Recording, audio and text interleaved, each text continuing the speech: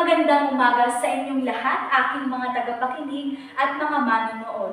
Ako si Riza Mindy Ignacio na nagmula sa BSED Bill 2. At magandang umaga rin sa aming bulihing guro na si Ginoong Dennis Binukura. Ngayong umaga ay tatalakayin natin kung ano nga ba ang mga makrong kasanayang pangwika na kung saan malalaman natin kung ano ba ang mga pagkakaiba-iba at ang mga gamit natin base sa ating mga pangangailangan sa pang-araw-araw. Handa na ba kayong makinig at manood sa ating talakayan ngayong umaga? Ang mga makrong kasanayang pangwika, ito ay ang mga kakayahan at kasanayan ng isang tao upang gamitin base sa kanyang mga pangangailangan sa pang-araw-araw o sa anumang mga sitwasyon. Meron tayong mga makrong kasanayang pangwika. Ito ay ang pagkikinig, pagsasalita, pagbabasa, pagsusulat, panonood at pananaliksik. Ang una nating tatalakayin sa umagang ito ay tungkol sa pakikinig. Alam nyo ang salitang pakikinig, katulad na lamang ng inyong mga ginagawa sa araw-araw na gusto nyong makakalat ng impormasyon sa ibang tao. Ang pakikinig ay may mga layunin. Ang una ay ang para malibang. May mga tagapakinig na gustong may entertainment sa English, na kung saan gusto niyang malibang maging masaya sa kanyang mga napapakinggan, maparadyo man o mapatelebisyon. At ang pangalawa ay ang makapagnilay-nilay. Ito ay ang salitang parang makapag-isip-isip ka base sa mga naririnig mo sa nagsasalita o sa ibang tao. Ang pangatlo naman ay ang makalikom ng mga impormasyon. Katulad na lamang sa ating mga paligid, di ba? Pag nakikinig tayo sa ibang tao, nakikinig tayo sa mga tunog ng kung ano mang maririnig natin, ay makakakalap tayo ng mga impormasyon sa pang-araw-araw. Dahil sa mga impormasyong natutukoy natin, ay nagkakaroon tayo ng idea base sa ating mga naririnig, nakikita at kung ano pa mang mga gawain na gusto nating malaman. Ang pang-apat ay ang magsuri, di ba? Ang magsuri ay ito ay base sa mga sinasabi ng ibang tao, ay parang naku-curious tayo o sa English, naku-curious kung ano nga ba kanilang mga sinasabi. Tama ba ito o may konkretong impormasyon? Ito ay kung paano natin ma-a-apply sa pang-araw-araw ang mga naririnig natin sa iba't ibang sitwasyon dito sa mundo. At may mga uri ang pakikinig. Una ay ang informatibo. Pangalawa ay ang pangkasiyahan. Pangatlo ay ang kritikal. At pang-apat naman ay ang pasibo. Panglima naman ay ang evaluative. At ang pang-anim ay empathy. Ang mga uri ng pakikinig ay dapat nating malaman upang matukoy natin kung ano ba ang mga pagkakaiba-iba ng ating mga naririnig sa pang-araw-araw.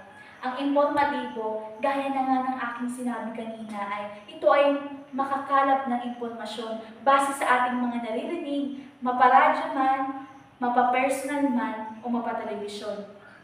At ang pangalawa ay pangkasiyahan. Gaya na ng sabi ko sa mga layunin ng pakikinig, ay may mga tao talagang gustong magkaroon ng entertainment sa kanilang mga naririnig at nakikita, at kung ano man ang kanilang mga gusto pang alamin base sa kanilang napapakinggan. At ang pangatlo naman ay kritikal. Ito ay para makapag-isip-isip ka ng maayos kung tama ba ang iyong narinig, at nasa sayo na kung aalamin mo ba ito at susuriin kung tama ba at mali.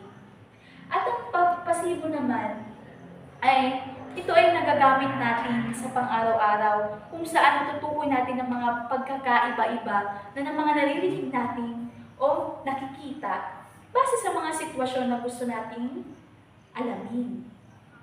Ngayon naman, ay dumako naman tayo sa mga uri ng mga tagapakinig. Kanina ay sinabi ko sa inyo ang uri ng pakikinig. Ngayon ay tatalakayin naman natin ang uri ng tagapakinig. Siyempre, may iba't ibang klase ng mga tagapakinig.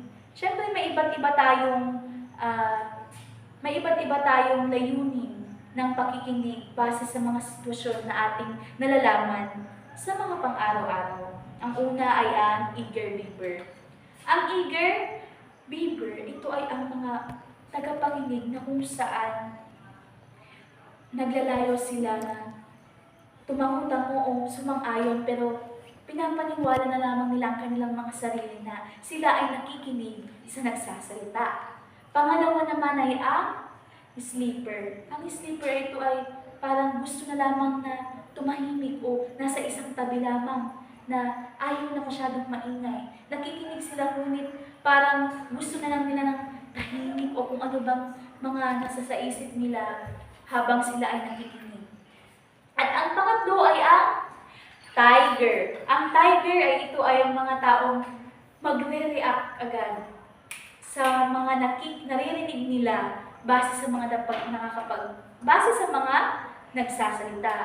Ang tiger ito ay sila ay yung gustong sumagot o may mga katanungan base sa kanilang mga naririnig sa araw-araw. Ang pang-apat naman ay ang bewildered. Ang bewildered ay ito ay hindi nila maintindihan na kahit anong pakikinig nila ay hindi nila maintindihan ng mga naririnig nila sa mga nagsasalita. Na kahit nakikinig sila ay hindi nila ito naiintindihan o wala sa puso at isip ang kanilang pinapakinggan sa nagsasalita. Pang-alima naman ay ang frowner. Ang frowner, ito ay may mga katanungan o may mga pagdududa base sa kanilang napapakinggan. Kung ano ba yung mga tanong nila ay parang nagdududa sila. Halimbawa, kung kayo ay nakikinig ngayon ay parang may mga katanungan kayong naiisip na gusto ninyong sabihin o may pagdududa kayo base sa inyong napapakinggan. At ang pang-anim ay ang relax. Ang relax naman ay yung tipong kahit na nakikinig sila ay naisasaulo nila ang mga bagay na kanilang napapakinggan. Yung tipong relax lang, chill lang, na uri ng pakikinig, tagapakinig. At ang pang-pito naman ay ang busy bee. Ito yung mga parang busy sila sa pakikipag-chismisan. Na kahit na nakakarinig sila ng mga sabi-sabi sa ibang tao ay may ginagawa silang iba. O kahit na may nagsasalita sa harapan o may nagsasalita sa paligid ay mas may pinagkakaabalahan sila na ibang gawain. At ang pang-walo naman, ang pinakahuli, ay ang two-care listener. Ang two-care listener, ito yung may nalalaman tungkol sa naririnig niya sa pang-araw-araw. Itong two-care listener ay ito ay ang naririnig niya sa nagsasalita at may gusto rin siyang pakinggan na ibang mensahe o impormasyon sa pang-araw-araw. Ngayon naman ay dumako na tayo sa pagsasalita. Ang pagsasalita ay katulad na lamang ng ginagawa ko sa video na ito. Na nagsasalita ako na gusto kong ipahiwatig ang aking mga nalalaman, ang aking mga impormasyon na nalalaman at ibabahagi sa inyo sa pamamagitan ng aking pagsasalita. Dahil din sa pagsasalita, ay nabibigyan tayo ng impormasyon upang mapaunlad ang ating sarili at ang mga pangangailangan natin sa pang-araw-araw. Sa pamamagitan ng pagsasalita ay nalalaman natin ang mga pinagkakaiba-iba ng mga bagay sa mundo. Katulad na lamang ng pag-uulat. Di ba? Kapag nag-uulat ang isang tao, gamit ang kanyang pagsasalita ay nakakuha tayo ng mga impormasyon o mga kaalaman na hindi pa natin nalalaman sa nakaraang araw, sa mga bagong araw, dahil sa pag-uulat ng isang tagapag-ulat, ay nabibigyan tayo ng kaalaman o nagiging aware tayo kung tawagin sa Ingles. Meron naman tayong mga layunin ng pagsasalita. Ano nga bang mga layunin ng pagsasalita? Ito ay ang mapalawak ang ating kaalaman.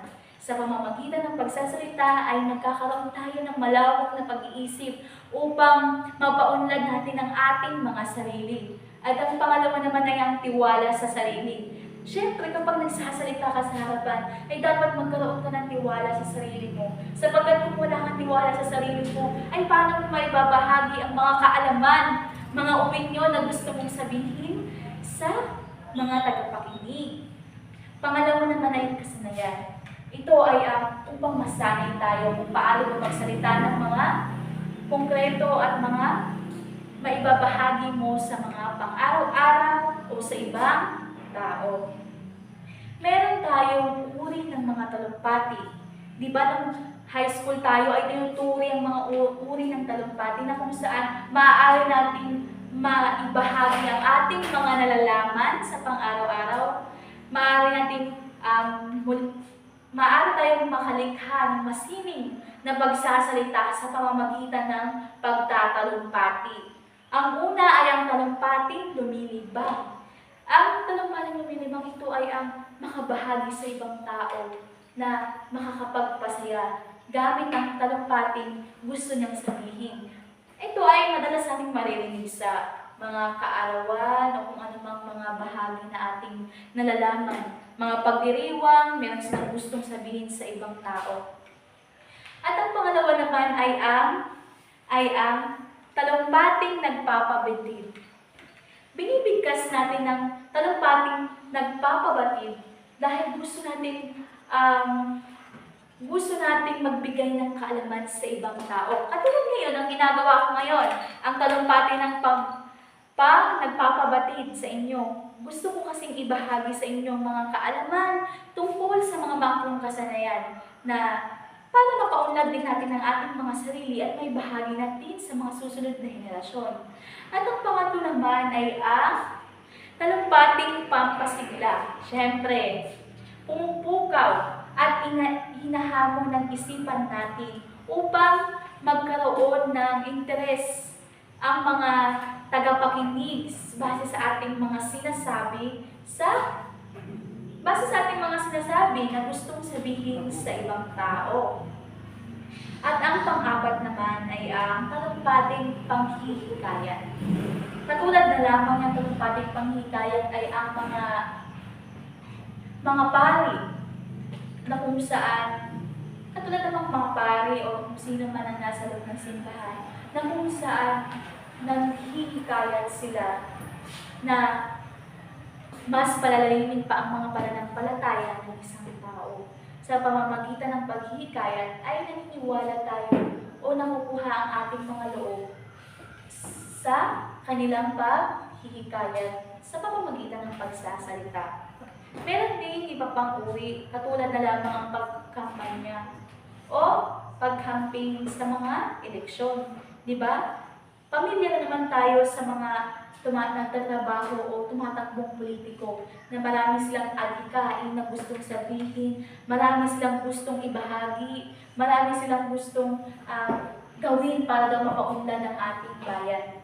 Dahil dito ay nagagamit natin ang mga iba't ibang dahil dito ay naibabahagi nila ang kanilang mga saloobin at opinyon sa isang bagay sa pamamagitan ng pagsasalita. Ang panglima naman ay ang manunuri.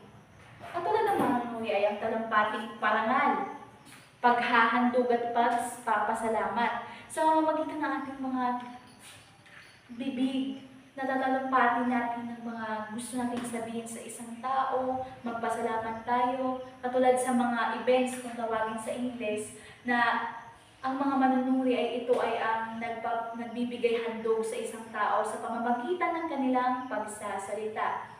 Meron naman tayong mga uri ng pagsasalita. Ang una naman ay ang memoryado. Ito ay mga tao na kabisado na nila kung ano ang kanilang mga sasabihin sa harapan. Yung tipong kahit na nagsasalita sila sa harapan, ay alam na nila ang kasunod o kung ano man ang kanilang gustong sabihin sa mga tagapakinig. Dahil na memoryado na nila ang kanilang mga sinasabi, ay matatawag natin sila na matatawag natin ito ng uri ng pagsasalita sapagkat memoryado na nila ang kanilang mga sasabihin. Ang pangalawa naman ay ang impromptu. Ito ay ang biglaang talumpati. Katulad na lamang ang ating mga guro, di ba nagpapagawa sila ng impromptu na kung saan hindi tayo handa, sa mga ating sasabihin, kung saan marami tayong gustong sabihin pero hindi natin napaghahandaan sapagkat impromptu Hindi natin masasabi agad-agad o hindi natin hindi natin napaghandaan. Ito yung tipo na dapat meron ka ng kaisipan na mangyayari o na sasabihin sa pamamagitan ng pagsasalita. Nauunawain mo na lamang ang konteksto na ibinigay ng iyong guro upang mapasabi mo o masabi mo lamang ang kanilang gusto marinig. Ang pangatlo naman ay ang extemporaneous. Ito ay isa rin sa mga uri na pagkikinig. Mayroong kahandaang taglay base sa kanyang pagsasalita. At ang pang-apat naman ay ang pagbabasa ng isang itinakdang papel o hinahasa lamang ng speaker ang kanyang sasabihin. Katulad na lamang ng pagbabasa sa mga script, pagbabasa ng mga kung ano man nakikita natin o kung ano man nakikita natin sa araw-araw. Meron naman tayong katangian ng mga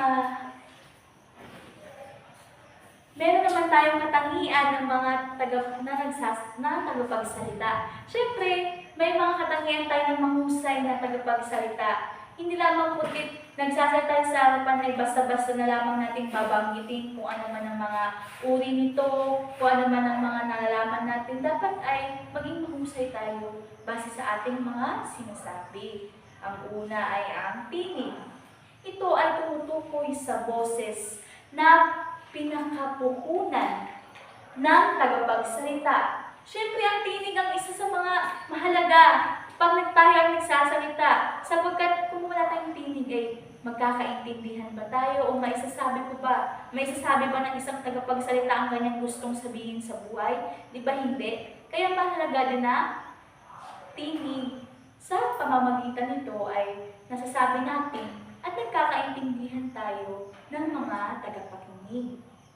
Ang pang-apat naman ay ang tikas. Tumutukoy ito sa tindig o matikas. Dapat talagang maipakita mo na confident ka sa pang-araw-araw or confident ka sa iyong mga sinasabi. Matikas dapat.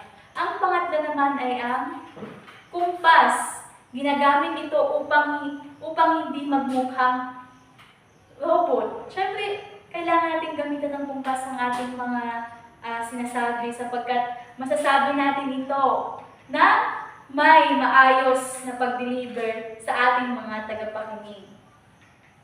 Ngayon naman ay tutungo naman tayo sa kasanayan sa pagsasalita. Una ay ang pagtatalumpati. Pangalawa ay ang pakikipanayam.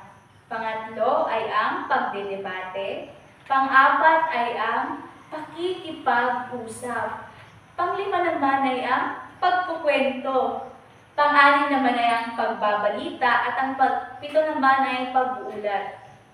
Ang huli naman, ang pangwalo ay ang sabayang pagbigkas. Ngayon naman ay tutungo naman tayo sa pagbabasa. Ang pagbabasa ito ay may impormasyon din tayong nakikita gamit din ang ating mata.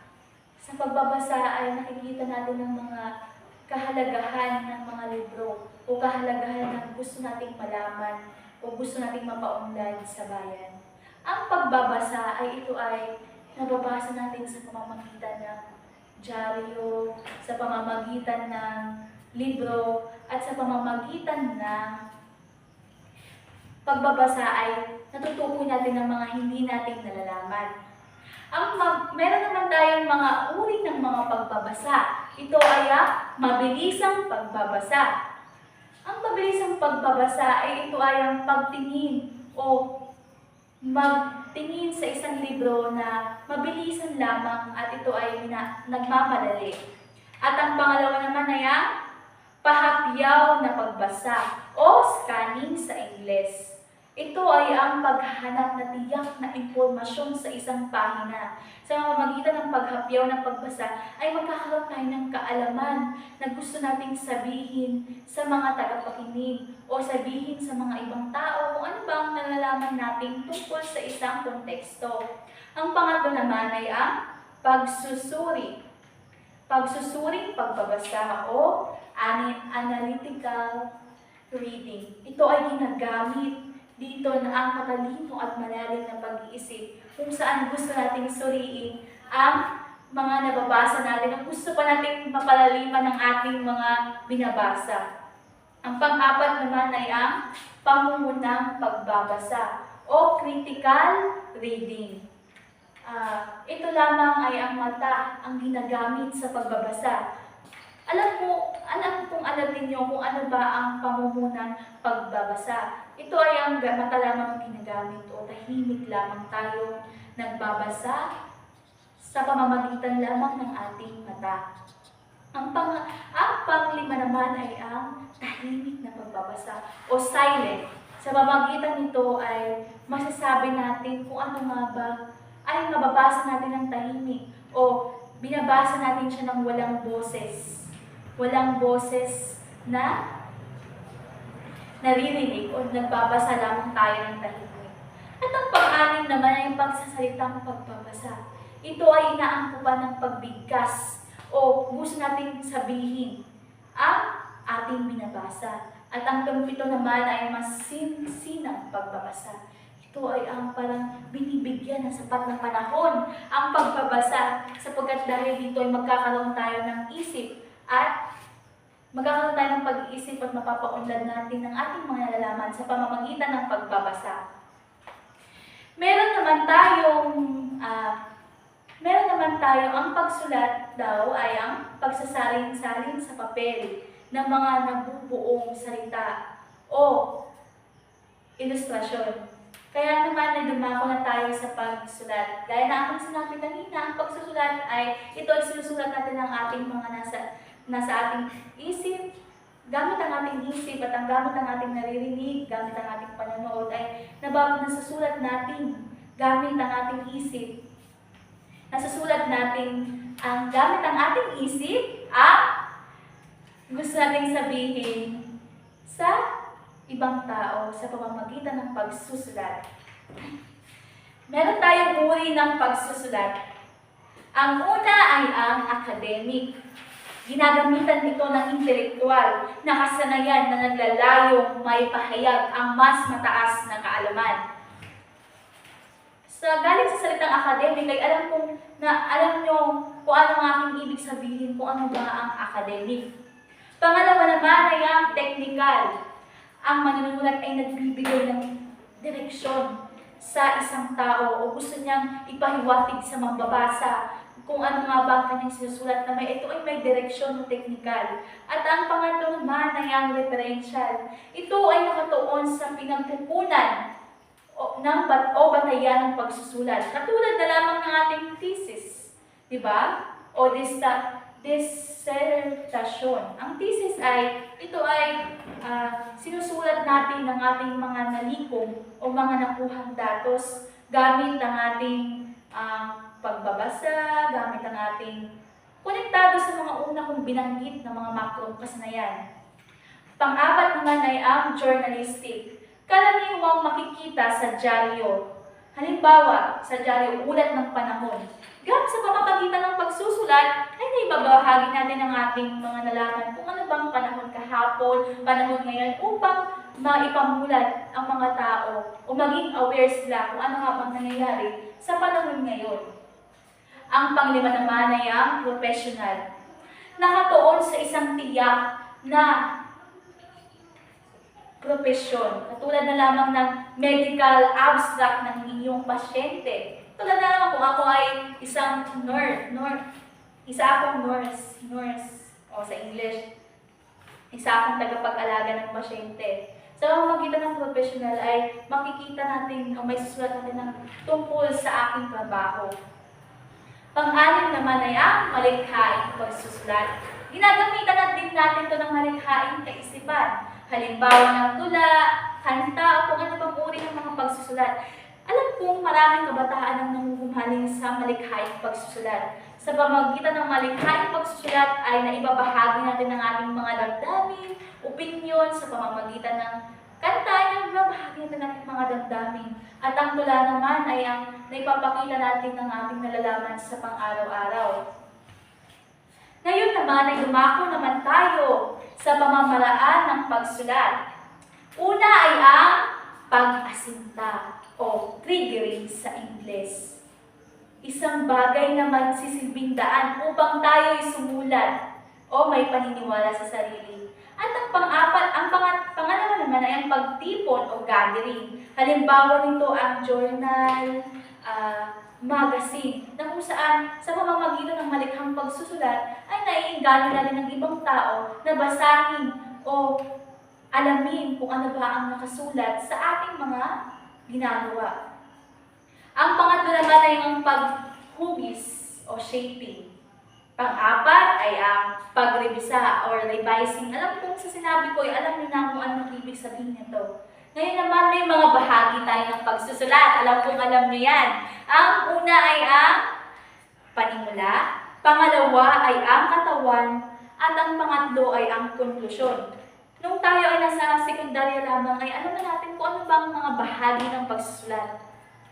Ang susunod naman ng mga makrong kasanayan ay ang panunood. Ito ay ang proseso ng pagmasid ng manonood sa imahe o palabas at iba pang visual media upang magkaroon ng pag-unawa. Sa pamamagitan ng panonood ay nagkakaroon tayo ng kaalaman, nagkakaroon tayo ng mga impormasyon na nakikita natin sa paligid, makatelebisyon man ito o kung saan man sa panig ng mundo, basta nanonood tayo ay nakakakuha rin tayo ng impormasyon. Meron ng mga uri ng panonood. Ang una ay ang discriminativo o ito ay ang paggamit ng opinyon o pagsusuri. Pangalawa naman ay ang casual o panlibang. Ito ay informal na pamamaraan. Dahil sa pamamagitan nito, magkakaroon tayo ng kasiyahan. Ganun. Pangatlo naman ay ang komprehensitibo. Nagpapahalaga lamang sa mensahe at kailangan natin namang pa-comprehend sa English. Ngayon naman ay dumako naman tayo sa pinakahuli ay ang pananaliksik. Alam kong ang mga high school ay alam nila ang salitang pananaliksik. Kahit din tayo, alam natin ang pananaliksik ito ay upang magsuri o kumuha ng impormasyon base sa ating mga nakukuha o gusto nating malaman ang datos o kung ano mang pagsusuri. Katulad na lamang pananaliksik. Sa pamamagitan ng pananaliksik ay dito natin malalaman kung ano man ang mga suliranin. Diba dahil sa pananaliksik ay nagkakaroon tayo ng mga idea o nagkakaroon tayo ng mga teknolohiya sa pamamagitan ng mga ibang tao. Sa pamamagitan ng kanyang pananaliksik ay nagkakaroon tayo ng idea na masulba ang mga kailangan natin o mga suliranin na kailangan nating alamin. At yun lamang, sana ay nakinig kayo sa aking mga sinasabi. At yun lamang ang aking mga nalalaman tungkol sa mga makrong kasanayang pangwika at sana ay may natutunan kayo. Yun lamang at maraming salamat.